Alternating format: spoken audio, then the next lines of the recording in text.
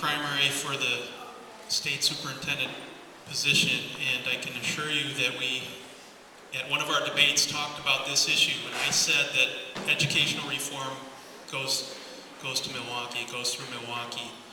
But I was really surprised in some of the interviews that we did with some of the newspapers here. I won't mention any, you can probably figure it out. And they asked me specifically whether school mayoral takeover would be a great idea, and I said absolutely not. I'm opposed to that utterly. I think it flies in the face of democratic shared governance. And they said, well, what about bringing in people, because we can't bring up our leaders through here. And I thought that was just appalling that a newspaper would say that, to suggest that Milwaukee doesn't have great leaders here, and they do. And I think this is what the political machinations behind this takeover is all about. They're trying to bring somebody in outside of the district to do what Michelle Rhee is doing and Ron Huberman is doing and others are doing in Los Angeles, which is to break the unions and to privatize the school system. Now, I don't have any decision making over this, but I think the focus is all wrong. I think the focus should be at Governor Doyle and our legislature, our colleague here notwithstanding. They're shortchanging the kids. They dropped the ball on the school budget. It was one of the fastest state budgets in 32 years. And they are shortchanging schools and school districts all over this state. I just got done talking with a school board member up in Oshkosh. They lost 2 of their elementary schools. Madison, which is a very wealthy district, they're getting a 15% cut.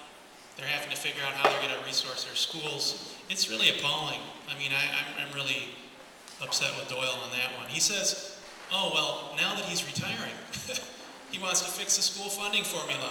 Did you catch this? Well, Governor, what are you waiting for? I mean, he comes out the other day and says, well, there's going to be winners and losers. Winners and losers, really? We know who the losers are right now, Governor.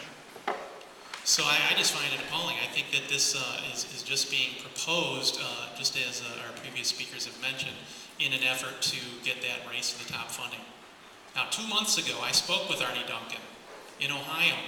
Ohio has some of the most poorly funded schools in the whole country. And they have a progressive mayor there. They have a progressive governor there who is fighting to fix the school funding formula. And they wouldn't kowtow to Arnie Duncan. Arnie Duncan came into town at Columbus at Schottenstein Stadium outside of Ohio State University pitching this reform. You know what this reform is about? It's about raising the caps in the states on charter schools. It's about bringing in teacher incentive pay. It's about, more testing, multiple testing. How many ways can we test the kids and blame the kids in the schools for the economy that's falling apart? I mean, come on, folks. Aren't we testing our kids enough? Haven't teachers taken it on the chin for about 20, 30 years? Yeah. I'm talking to you. I mean, isn't this the case? Okay. So I think it's all political. I think it's just Arnie Duncan is trying to do what they're doing in Chicago, which is this mayoral takeover there. I'll just leave you with 1 to 2 comments about that. I teach in Chicago. I work with the teachers in the turnaround schools there.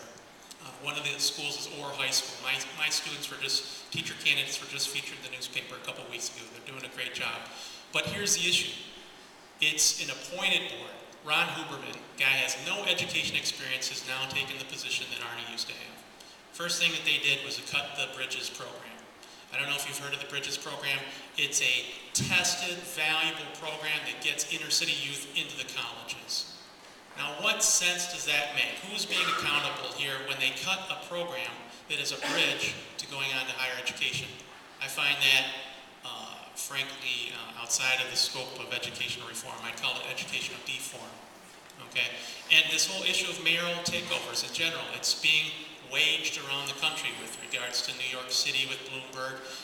It's waged in, Los Angeles, and they want to have Green Dot, these charter schools, and schools as models. Look, when you have on the left Jerry Bracey, who's opposed to it, and then on the right you have Diane Ravitch, who says this is bad policy, it doesn't work.